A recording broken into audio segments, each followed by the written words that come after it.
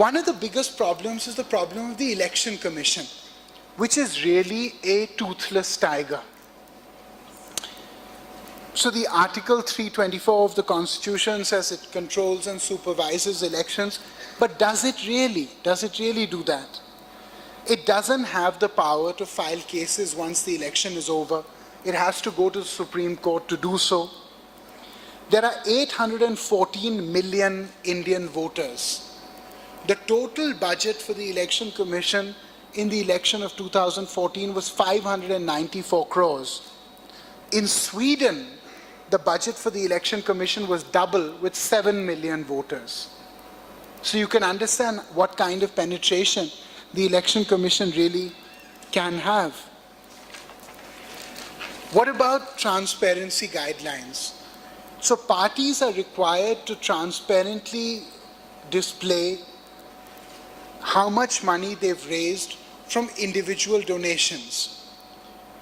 Mayawati ji's party famously said that it had got over 1,000 crores from people giving 2 rupees and 5 rupees and 8 rupees, but it didn't have the names of any of those people. So they have no binding authority in law. Can it be codified in the Representation of People's Act 1951? It should be. The Election Commission has never de-recognized any political party in India for filing late expenditure reports. Almost all national political parties overshot limits by a year, up to 2.5 years. The only party that's ever been de-recognized was late Shri P.A. Sangmaji's party, NPP, the National Political Party, strangely named, which then submitted its expenditure, and 1 day later it was recognized again. So really, if there's no penalization, from time immemorial. And why is that? Because the decision-making process and the layout of that process is opaque.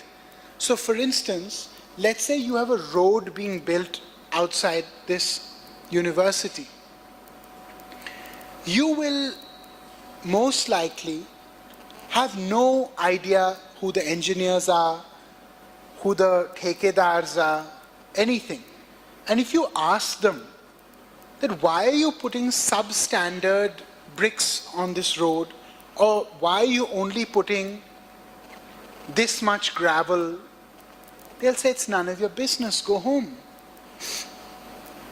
So in Italy what they did was, all the money that came in from the EU, most of it was for public projects, dams, roads, bridges, highways, etc.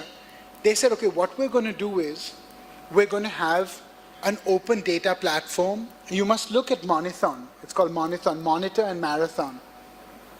And so what it is basically, every day the amount that is spent as a percentage of what had to be spent on that project, every laborer that works is written, how much he's paid is written, every bit of information is transparent. If you write to them, by law they have to reply in 1 day. They have courts and tribunals that judge those projects if they're found to be inefficient. If we just made all information transparent in India, we would have an almost corruption-free system.